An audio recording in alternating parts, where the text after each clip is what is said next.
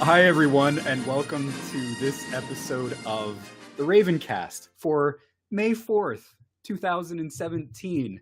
So, hey, I'm here with Ryan Hansen, the Dr. Ryan Hansen, because you earned those two letters at the front of your name, my friend, on May the 4th. So, hey, May the 4th be with you, Ryan. May the 4th be with you. Thanks for having me. I'm excited to be here. Well, I'm excited to have you here because Ryan just had his dissertation published, which is on the book of Revelation, which we're going to get to in a minute. And Ryan is also a big Star Wars fan, and we're going to talk about Revelation and Star Wars and religion because it's May the 4th. So why not? Let's do it. And this is going to be awesome. And we're both wearing our Star Wars shirts, Darth Vader shirts. Congratulations there. We didn't even plan it. We have to see your full shirt because it's fantastic. Here we go. Number one. It says dad. Number one dad. I love it. Nicely done. That's awesome. So, hey, I also have my Darth Vader mug. So that's awesome. Ryan is sick. I've got the BB-8 water here.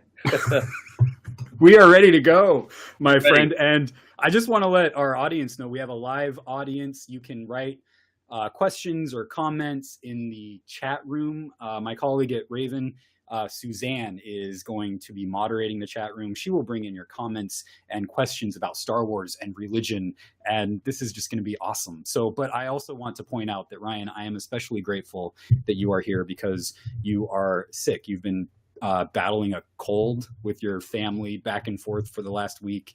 You're drugged up, and but the Force is strong with this one, my friends. He is here, going to be talking about Star Wars and Revelation. So thank you, Ryan, for being here. And that's my cat. You probably heard my cat Rocket just joining us as well. So that's awesome. Do cats exist in the Star Wars universe? I don't know.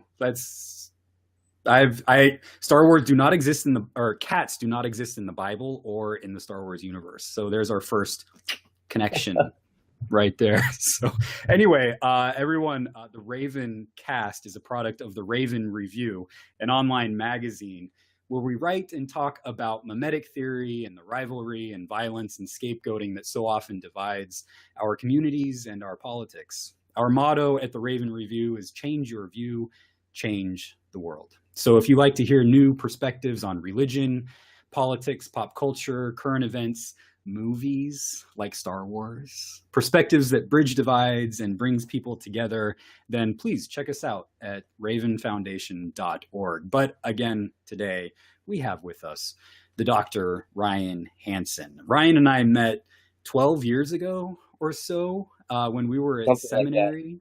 Something like that. Garrett Evangelical Theological Seminary. A big shout out to Garrett. I had a very great experience at Garrett. Did you have a good experience at Garrett? Yeah, it was fun. Oh, yes. We were both in the Masters in Theological Studies program, and that program is what you take before you go on to a PhD. I decided I didn't want to do the work. I was too lazy. But Ryan went on for his PhD in New Testament studies. Mm-hmm. Yes, with a focus on the book of Revelation. And his dissertation is now into a book, lucky for us, because it's a fantastic book. It's called Silence and Praise, Rhetorical Cosmology and Political Theology in the Book of Revelation. It's published by Fortress Press in their Emerging Scholars series. Ryan, you're an emerging scholar. I don't know where I'm emerging from, but I'm emerging. I think you've emerged with this book because it's fantastic. So I hope people go check it out. And as I mentioned, Ryan is a big Star Wars fan, so I'm excited to have this conversation with you, Ryan. And I must say, you are my favorite scruffy-looking nerf herder. Well, thank you. Yeah, you're welcome. You're welcome. So, Ryan, how did you get interested in the Book of Revelation? I mean, this is a very interesting book, mysterious book. It's kind of been, I don't know if this is fair, hijacked by the Left Behind series. That's my interpretation of it anyway. So it's big in pop culture, especially in certain segments of Christianity. So what got you interested in this book? Yeah, I wasn't too into the Left Behind books. I don't think I even got through one of them on an attempt to read them. Yeah, there was plenty of that in the kind of Christian cultural atmosphere that I was breathing, that kind of dispensationalism, the reading of the book of Revelation that sees kind of a catastrophic end of the world and the Christians getting out of it. And not to use a Star Trek analogy on Star Wars Day, but the beam me up theology that is rapture theology. And so I think I started out with Paul in my master's work, and even intended to do some more Paul in PhD work, but I ended up switching over to the book of Revelation because it's such an interesting work. It's such an evocative work. There's lots of material that's interesting to work with. But I think I was probably exorcising some of those dispensational demons through this PhD work. It just kind of helped me flush that out of my system and get a better read of the book. What I often get asked the question, what is dispensationalism? Can you define that term?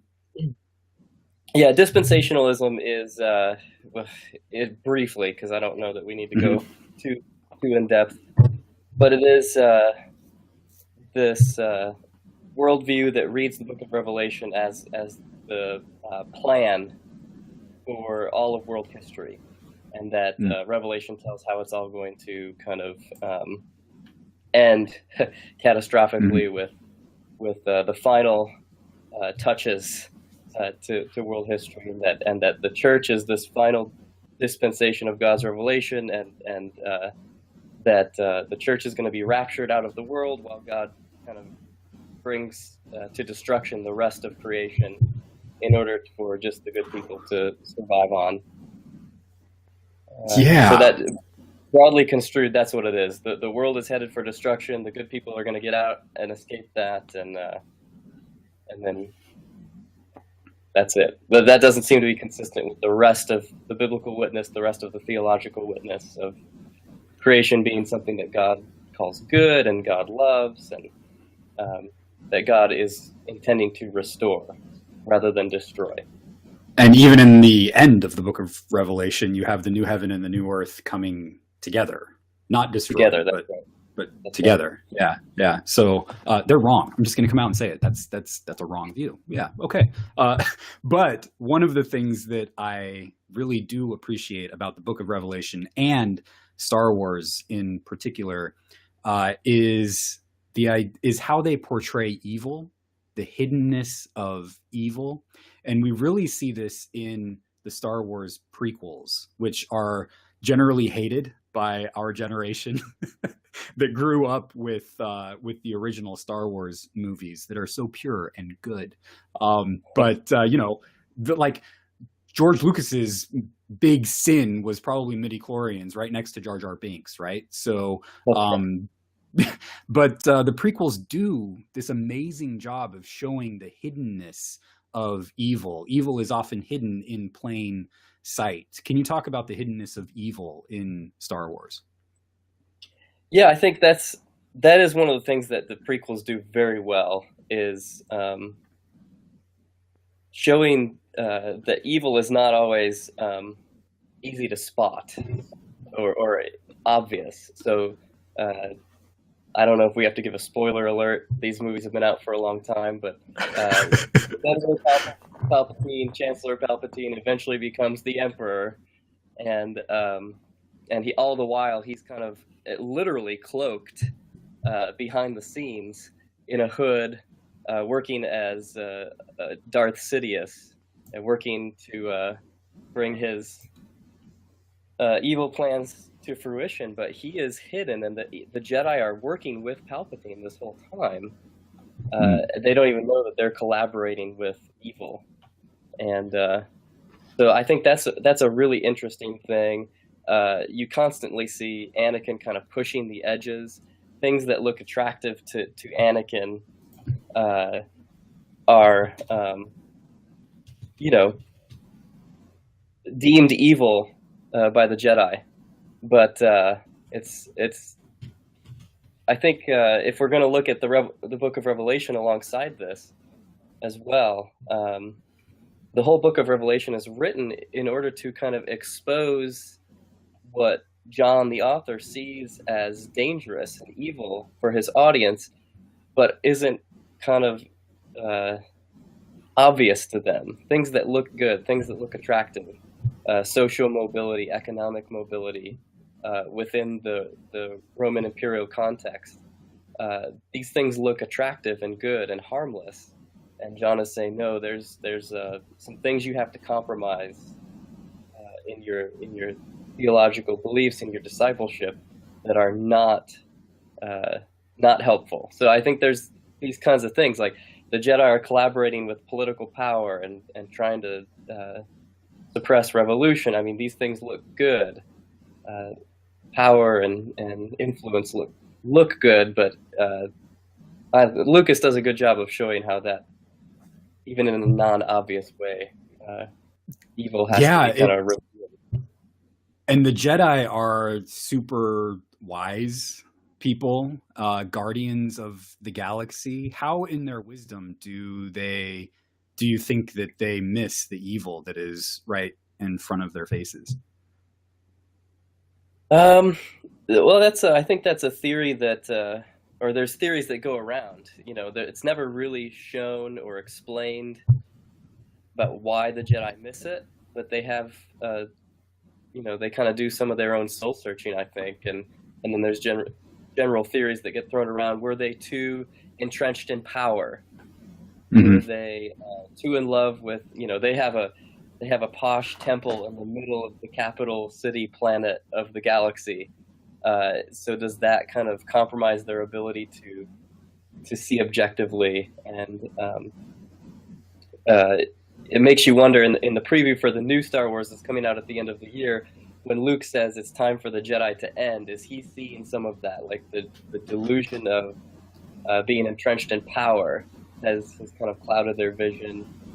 Some theories say that they've seen kind of too starkly right and wrong, and they're unwilling to kind of see compromise, and so that's clouded their ability to see the hiddenness of the evil here.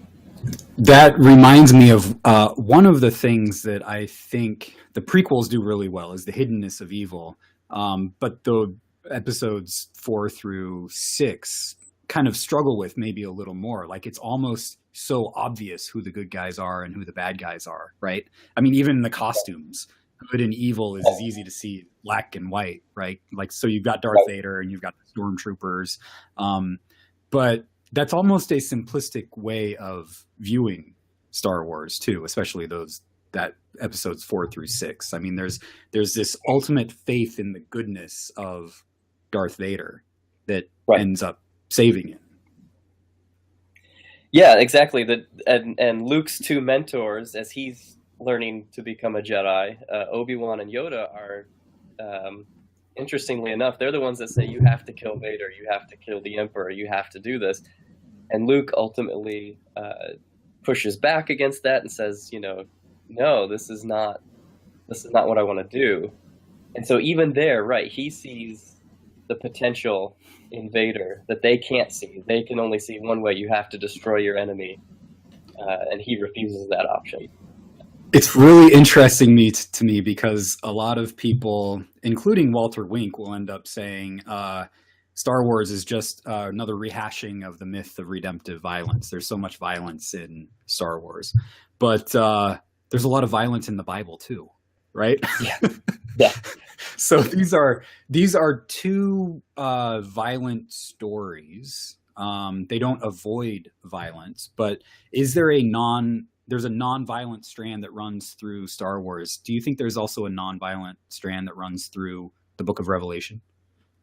Oh, absolutely. There's plenty of violence in Revelation, but the call that goes out to the audience of the book is for patient endurance. It is for nonviolent resistance. It is not for fighting back. The saints are known by their patient endurance. They're undergoing of the ordeal and getting through it, rather than taking rebellion or resistance into their own hands. And so there's a call to conquer in the book of Revelation, but it turns this concept of conquering in the Greco-Roman world, which was to dominate your enemies, wipe them out. It takes that and flips it on its head, because conquering turns out to be following the Lamb who was slain and following in his path. So there's definitely plenty of violence to go around, plenty of blood. I've done some work on that scene where the blood kind of fills the streets up to the horse's bridle. I mean, there's lots and lots of violence and death and blood. But the call that comes clear out of that is for the saints to display their patient endurance rather than to fight back. Yeah, you see that in Revelation chapter 13, I think, where it really comes through, where John says, the patient endurance. But you also talked about this as a non-violent protest, right? Yeah. So in what way is, because there are a lot of things in our world today that I want to protest non-violently, I guess. In what way did the early Christians protest the government or violence itself, or how did that end up looking in the book of Revelation, or for the early Christians in general? Yeah, well, the government in the first century, when Revelation was written, was Rome, Caesar. And Caesar was not only the political power. In their world, they didn't separate religion and politics, so he was deemed divine as well. So he was not just the number one in politics, he was also up there with the gods, and in some ways considered a god himself. That Caesar and other Roman gods held the world together. And they did this through violence, through domination. This is how the empire made its way in the world. It dominated everybody outside and made them pay tribute. It exploited their resources, brought them to the center, and all those on the outside had to kind of just pay homage and get along. And if you didn't, then you got crucified. And so resisting that, the Christians resisted that, and to us it sounds like it wasn't that big of a deal, but their refusal to worship Caesar, to give sacrifice, to make sacrifice to Caesar, to make sacrifice to the other Roman gods, was a pretty intense political statement, religious statement about what they believed the world to be and who was running the world, not Caesar. Who was holding the world together, not Caesar. In the book of Revelation, you see who's at the center of all creation, who's at the heart of the world. It's God and the Lamb, not Caesar. So that's their refusal to give sacrifice, which was costly. It could cost them jobs. It could cost them places in their guilds. The craftsmen couldn't be a part of their guilds if they refused to offer sacrifices to the Roman gods. And so that's a big deal.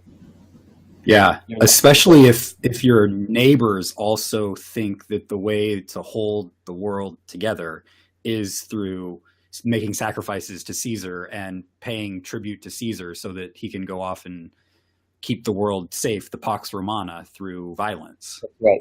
Yeah. So I can imagine the threat. Your neighbors would say, "Well, why are you not wanting this social order to continue?" And so Christians were considered lawless, rebel people by their neighbors. They were considered atheists because they didn't believe in the Roman gods. So ironically, the Christians were considered atheists in their original context. Yeah, they would be traitors. Like, what would it look like if a bunch of Christians today were seen as traitors to the government? like that. These early Christians are hardcore. They are, yeah, and I think that is something that we want to be careful about. That, right? Like in our day and age, it's hard to put ourselves back in that role and think it's easily translatable to our to our, our own century, 2,000 years later. But it's something that should be discussed and talked about. I mean, we have to be careful about how we enact that kind of Right. witness. I think the key, but I think it's important to discipleship to talk about this kind of stuff. I think the key is that in Revelation and in this first century Christian context, they weren't rebelling to rebel. Mm-hmm. They were pointing to Jesus, and that got them in trouble. So I think that's important. I think we can translate that to point to the crucified one in our setting. What does that mean? And let that get us into trouble rather than look for ways to kind of shake up the system just for its own sake. Right. Yeah. And I'm glad you worded it like that, because sometimes when people say, just look to Jesus, I often think, well, which Jesus? Right. like a lot of people look at Revelation 19, where Jesus comes back or on the white horse, right? Right. And he's got the sword coming from his mouth, and he's tattooed on his leg, and he's coming back to kick some ass and take some names. What do you like? That's not the Jesus that we're talking about. So what do you do with Revelation 19? Yeah, well, it's a tricky text. It has to be read within the rest of the book of Revelation. So the one who is on a white horse probably refers back to the initial rider on the white horse that we see in chapter 5. I don't tend to see 4 horsemen of the apocalypse. I see the one who's on the white horse as Christ. This is the way the early church read this text. And then these other 3 that are kind of riding out to do war against him. But the rider on the white horse who's riding out to conquer, whose cloak is dipped in blood, is also the Lamb. We can't separate out these images of Christ in the book of Revelation. We have to read them all together. And so it is likely that the blood that is on his cloak is his own.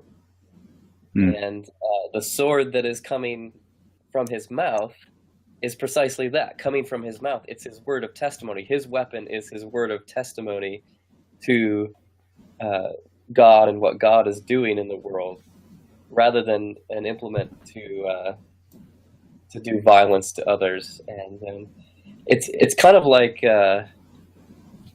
the book version of The Lion, Witch, and the Wardrobe and the movie version of The Lion, the Witch, and the Wardrobe. In the book, the battle is like a paragraph, and it's not all that important. In the movie, they turn it, it's post Lord of the Rings, and they turn it into this 45-minute scene where it's the focal point. But it's in the same way in the book of Revelation, the battle almost doesn't happen. You see all this gearing up for war in chapter 19, but then you don't really see the battle actually take place, and the Lamb is just victorious all of a sudden, and then they're eating at a feast. Yeah. So the revelation and the violence in Revelation is weird, and we should let it be weird, because I think it's saying something about violence itself, that if we flatten it out and just say, well, Jesus is gonna get fed up and finally, wipe a bunch of people out. That's Revelation may not be telling us that in the oddness of how it portrays violence. Yeah, and it would be inconsistent with what we see throughout his life. That's right. Right? Yeah. So, well, you brought up the weirdness of violence in there, and it reminds me of the mystery that both of these stories, Star Wars and Revelation, are pointing to. And George Lucas wanted to create Star Wars in a sense to bring back a sense of mystery and religion into a world that he saw was going increasingly secular. Right. So what is it about mystery in Star Wars and the book of Revelation that is important for our world? Yeah, I think mystery. We increasingly live in a disenchanted world. I think mystery Hmm. helps us re-enchant the world. We're so technological now. Everything can kind of be boiled down to technology and scientific process, and that that doesn't quite cut it when you get out into the woods or the mountains and you see, something that's so much bigger than yourself, um, where your phone doesn't work anymore, right? You're out Hmm. of service. I think that says, um, yeah, I think Star Wars is filled with mystery, right? Like, it's not only evil that has to be revealed; it's the Force itself. When when Obi-Wan tells Luke, "You've taken your first steps into a larger world," that there's more than what you see. There's more than just kind of the regular routine stuff that you think is at play. Um, that kind of thing is going on in the Force, and same thing in Revelation. I mean, Revelation talks about John kind of getting a window into this larger world, so he can see all the stuff that's going on Earth, but he's given this window into what's actually going on in heaven, and Mm. it helps him frame what's going on Earth in a new way. He's getting a bigger picture. He's taking his first steps into a larger world too, and he's helping his audience see that as well. That heaven and God's intentions kind of help reframe what's going on in the world. Uh, Yoda tells Luke, "You must unlearn what you have learned." I think there's a lot of that going on in the Book of Revelation. You think, uh, Rome and its economic system and its political system are one way and not such a bad thing. John is saying, look at the big picture. It is actually Rome is a direct contradiction to the kingdom of God. Can you talk more about Roman political and maybe even economic system? I mean, that you said earlier that that would be enticing for the early Christians to participate in. Why is that the case? What's so seductive about this Roman way of life? Well, yeah, that's the way you advance in the world is you you get in your trade, you get in your guild, and you make connections, you network. I mean, our world is increasingly a networking world, so we're Mm. becoming a lot like first century Rome, where who you know is very important for your life and your economic advancement. Um, so you get in the guild, and the guild makes maybe a monthly or an annual sacrifice to the Roman gods. And if you don't do that, that's going to be problematic for you. People are going to cut you Hmm. out. So it is, it's enticing to maybe just hold your nose, cross your fingers, and make the sacrifice. Or the kind of parade that is commissioned to go through your town to honor the emperor and the other Roman gods.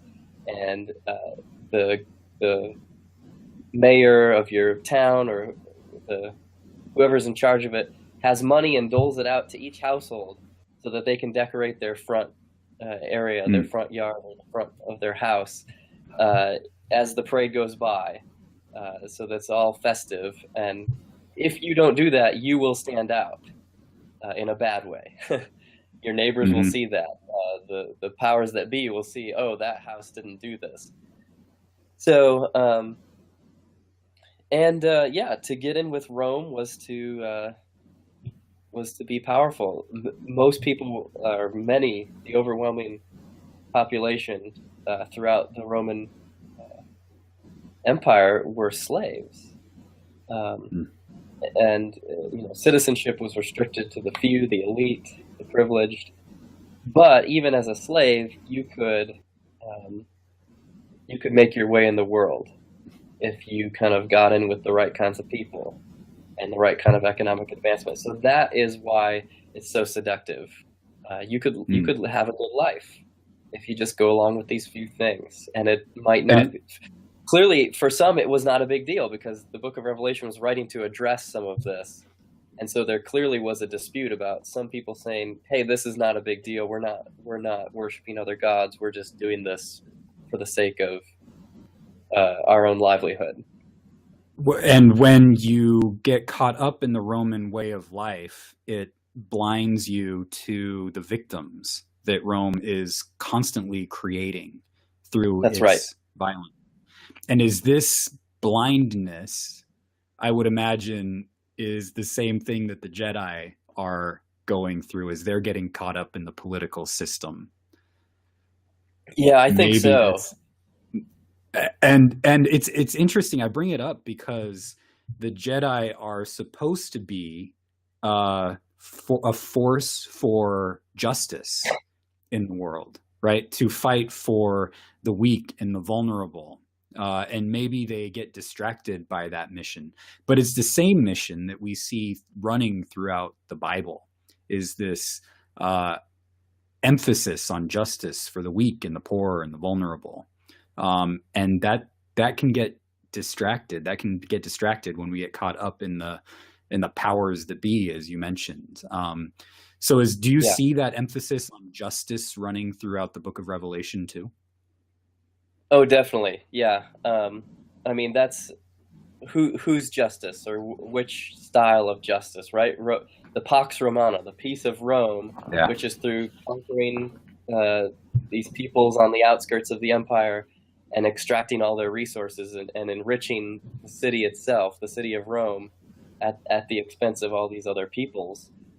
Is it that kind of peace and justice, or is it the peace and justice that is restorative? And so you see that running through, like, that's the question. Whose justice are you going to follow? Whose peace are you going to follow? Are you going to follow the beast? And you follow in praise. So, there are hymns sung to Christ and to God, and there is a hymn sung to the beast. Right there in Revelation 13, I think it's very revealing who is like the beast and who can fight against him. So the praise that's given to the beast is inherently violent. He is this inherently violent figure. Who can fight against him? He is the fighter.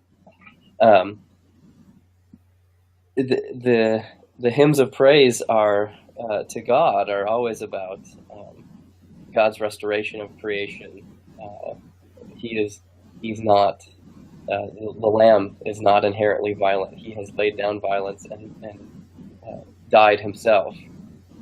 And you follow him all the way to the new creation, where the leaves of the trees in the New Jerusalem are for the healing of the nations. And not just the healing of the good people, the healing of the nations. There is kind of a universal restoration in view at the end. You think that Rome is included in the healing of the nations, the ancient Roman Empire? I think so. They're part of the nations. They right? have to have some role. The invitation, at least, is there. Yeah. I think that's key. Like, you have to kind of accept the invitation to the feast, but I don't see them not getting an invitation. It's so transformative, because when you talk about justice, we usually think of punitive justice. So we're not gonna invite Rome in. We're gonna punish them until they submit, which is just another way of being Rome. But here in Revelation, you're seeing a flip of that, where justice is restorative or healing, in a very subversive way of Rome itself. It's very cool.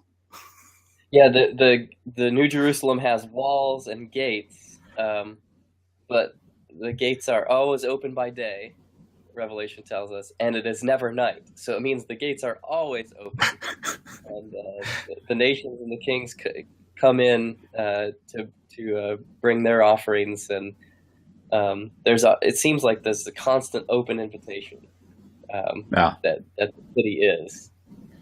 That's awesome. So I want to get back to Star Wars and a quote from Yoda that I find very profound, actually. And it's about fear. And there's a lot of fear in our world today. So I wanted to reflect on this with you for a bit. The quote is that fear is the path to the dark side. Fear leads to anger. Anger leads to hate. Hate leads to suffering. And this is all Yoda says, the path to the dark side. And there is a lot of fear in our world today. And I would imagine the early Christians suffered from a sense of fear as they're doing this nonviolent protest and could lose their lives. So what do you make of Yoda's statement about fear? I mean, it seems like such a human emotion. And to just like get rid of it doesn't sound quite human to me, but what do you think about fear as a path to the dark side? Yeah, I think it's tricky. Feeling fear is bad. It's what you do with it and how you hold on to it. Probably, I think. I haven't dwelt enough on the Jedi end of this. Again, Anakin pushes back against some of that, though, in his attachment to his mother and his attachment to others, to Padme as well. And he's maybe kind of probing the soft spots in Jedi ideology as well, that they're afraid to be attached. And can you really love if you can't kind of give yourself to somebody in that way? It's at least an open question in the prequels, and it's a pretty interesting question when you come down to it. But fear leads to anger, anger leads to hate, right? So I think how you use fear or how you hold on to it is important, because I'm sure it's not that Jedis are never afraid. It's just how do they interact with that fear?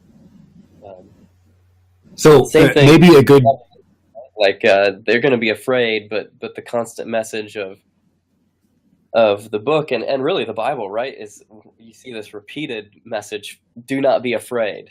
At all these times when you probably should be really afraid. An angel shows up to you, this luminous being, and says, "Do not be afraid," probably because right now you're freaking out. Or when Jesus shows up, when the resurrected Jesus shows up to the disciples and says the reverse of "do not be afraid," "peace be with you," and he says it twice to them: "Peace be with you, peace be with you," because I mean, here's this guy that they just abandoned, and he's back in their midst, and maybe he's back for divine revenge. I mean, this is the ancient classic ghost story where the ghost comes back to haunt you. Which is interesting when you think about it from Star Wars, because we're in the midst of Easter, the Easter season, which is about resurrection. And Star Wars has this theme of resurrection running throughout as Force ghosts. Yoda also says when Anakin sees that his wife is about to die, Yoda says, "Death is a natural part of life. Rejoice for those around you who transform into the Force." So there's this life after death that both of these stories are pointing to.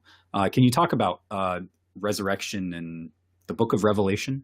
I mean, we've touched on a little bit with the new heaven and the new earth. Right. I think that's probably the key to kind of resisting fear. Again, having this window into what's going on in heaven, seeing this larger world, so that and Revelation might resist Yoda a little bit. John might have a bone to pick that suffering is the end of his thing. Fear leads to hate, or fear leads to anger, anger leads to hate, hate leads to suffering. For John, you're going to get suffering if you follow the way of the Lamb. So it's not, it's a negative in the sense that nobody wants to go through this, but it's not negative in the sense that it is discipleship with the Lamb. You're going to suffer. And that this window into heaven is to see the suffering within this heavenly cosmic perspective that it will be redeemed because it's already being redeemed by the way of the Lamb. Suffering is adherence to the Lamb, and He is making all things new.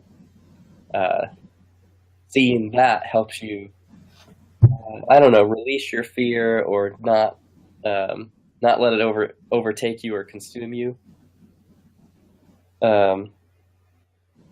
And so similarly, resurrection, you see in Revelation, Antipas in the letters. Antipas is one who resisted to death, and he's held up as this saint in the letters, like emulate his life. You have the two witnesses in chapter 10, I believe, 10 or 11, or it's in 11, I believe. The two witnesses that are killed in the streets by the beast, and they are also held up as portraits of courage and portraits of people who see the larger picture. They can give up their life because they know this isn't the end. Them giving up their lives will not end their journey. There's many, all throughout the book, there's those saints that resist to the point of shedding their own blood. And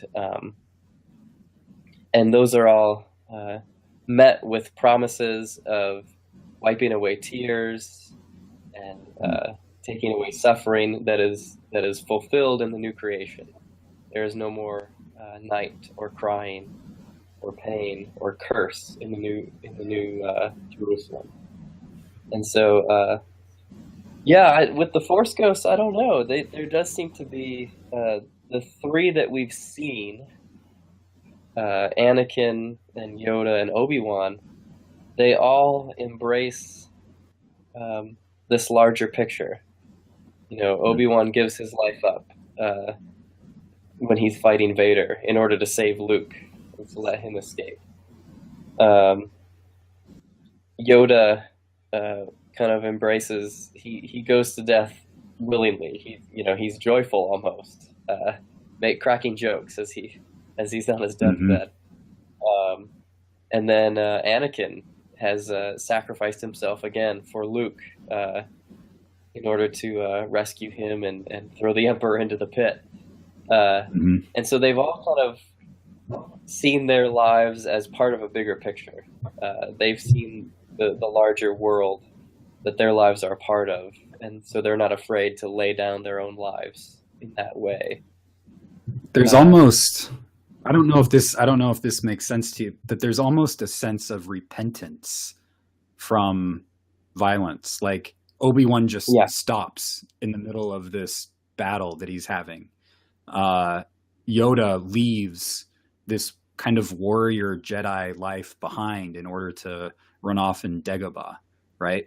And Anakin, I don't know how Anakin repents of his, or Darth Vader repents of his life because he's been shown love by his son, right? And I don't know what you make of Darth Vader, Anakin throwing the Emperor down into this pit. I mean, this is a violent act in order to save his son, but is this just violence running its course? Like it's going to end up killing itself? Yeah, I think you see some of this in the Psalms. You see it in the book of Revelation as well. Violence and evil's propensity to kind of eat itself or kind of fall back on itself. I think this is the Psalms, are again these interesting, complex things. There's some of those, the cursing Psalms that call for enemies to be done away with, but most of the time, the psalmist is asking for the violence that the enemy is inflicting to kind of just fall back onto that person. So the psalmist is not praying. Sometimes the psalmist is, but most of the time it's asking for, the trap they set, may they fall into it. That kind of thing.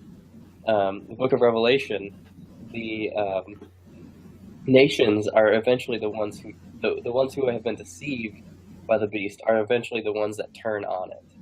and so violence kind of consumes itself.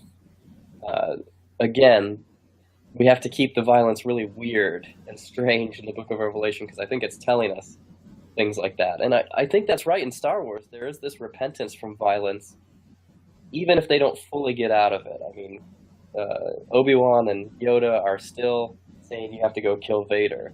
Right. But Obi-Wan doesn't try to kill Vader, actually. I think there's some kind of recognition. Obi-Wan says you can't win, but there are alternatives to fighting. And Yoda, when he's first encountering Luke, says, "Wars not make one great."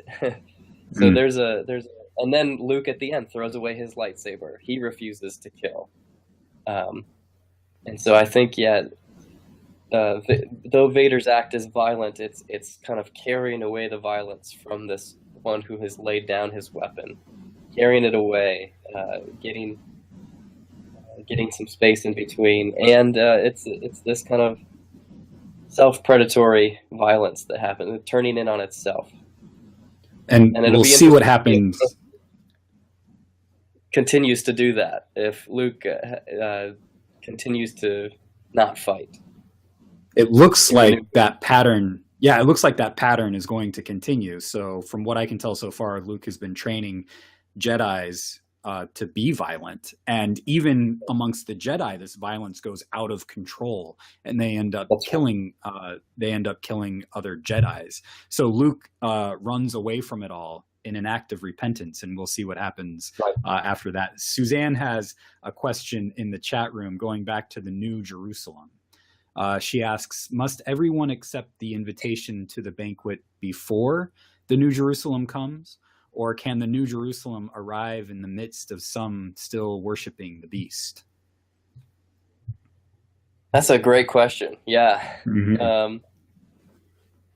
I think the Book of Revelation, it works better if we're not reading it as a timeline or a plan, like a blueprint for the end of the world.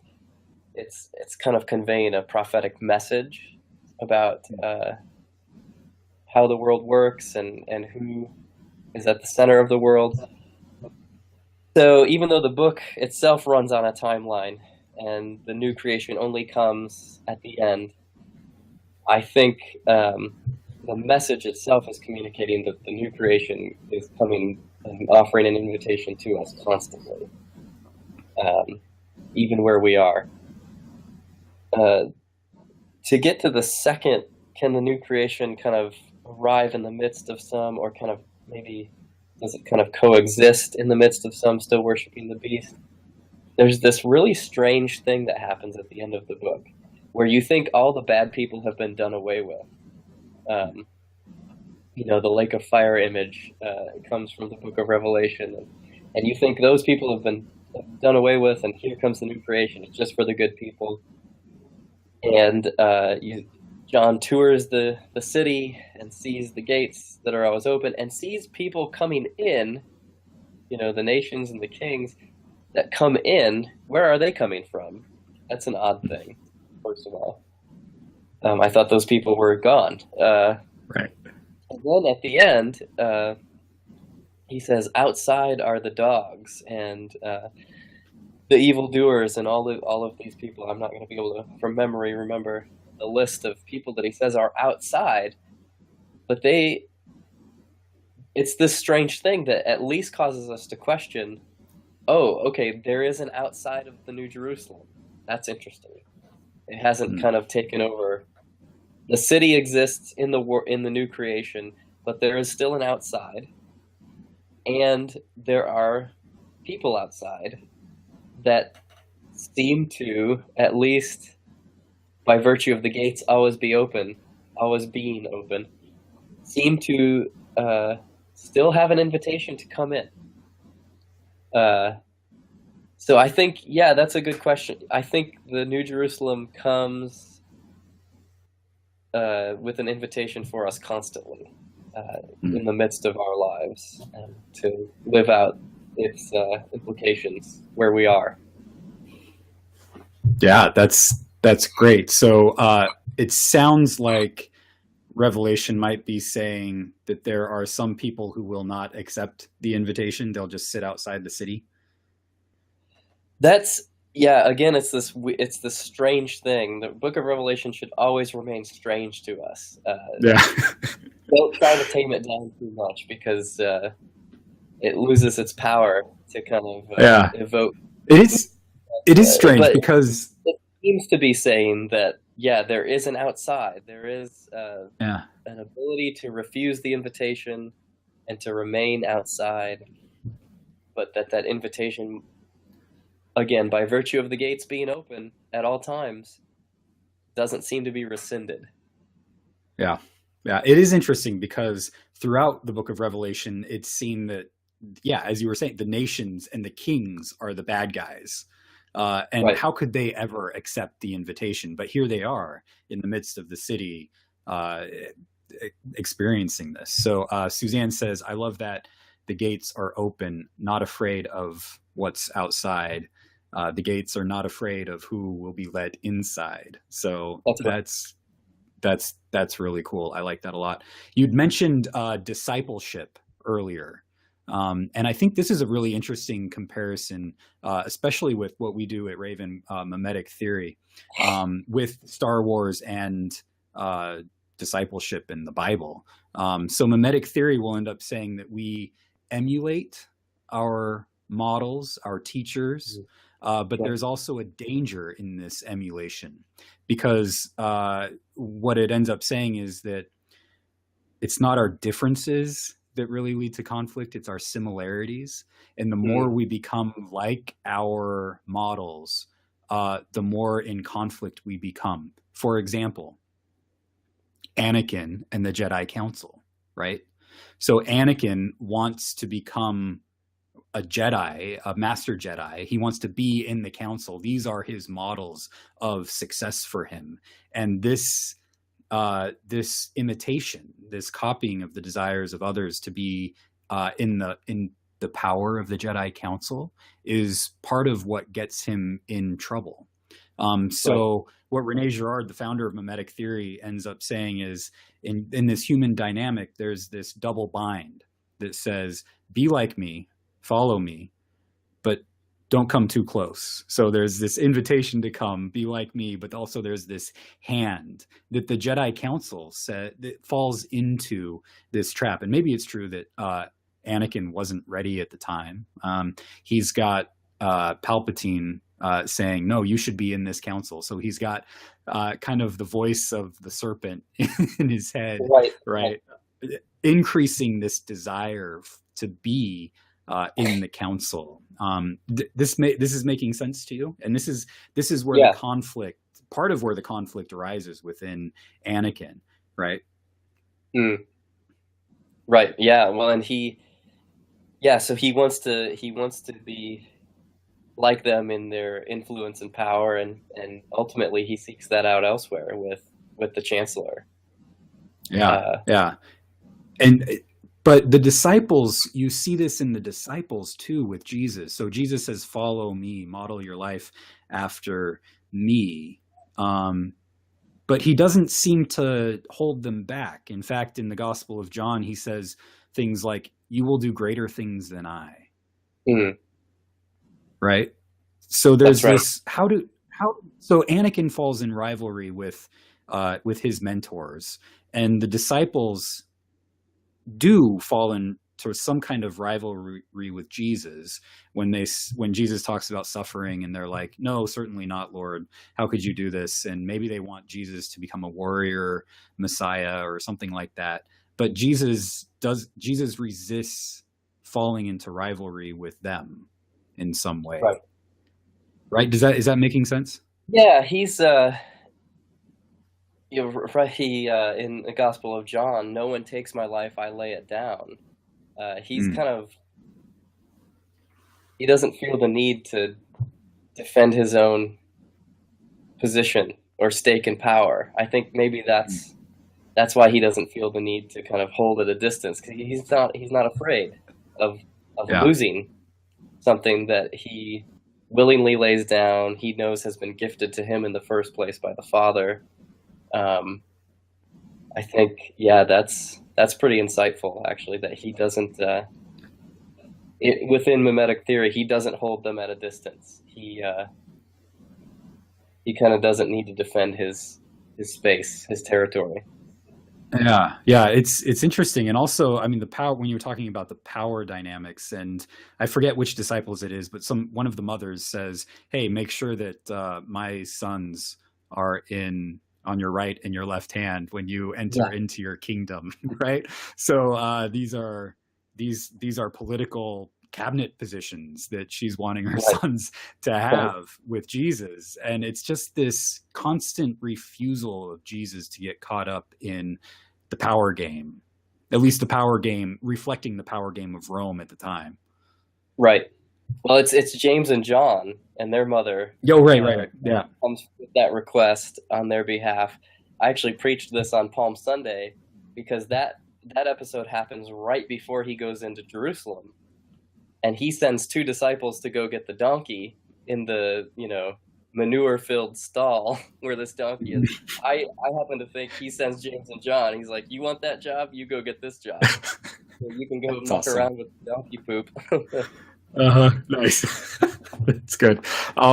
Both of these stories, the Book of Revelation and Star Wars, are based on hope in the midst of kind of despair about how the world is going, in the midst of violence, extreme violence. Where we've talked about hope a little bit tangentially, but where do you see hope in these stories for us emerging? Yeah, I think for both, the thing that carries them through, the hope that carries them through, is hope of something better and beyond what the current state is. So, that great line from Rogue One, "Rebellions are built on hope." They have hope that the imperial domination of the galaxy isn't the final word on how the galaxy is going to be construed. There is a better way to live. Same thing with Revelation. It is that the book is filled with hope, but it is that those last two chapters in the book that drive the rest of it, that offer you the hope to patiently endure through the reign of the beast and the dragon, is knowing that there is restoration outside of the current world order. So I love it. I love it. It's fantastic. Awesome. Well, Ryan, again, thank you so much for being here and having this great conversation with us on May the 4th. So May the 4th be with you throughout the day. And thanks to everyone for joining us in the chat room. This conversation will be posted tomorrow. The recording of it will be posted tomorrow.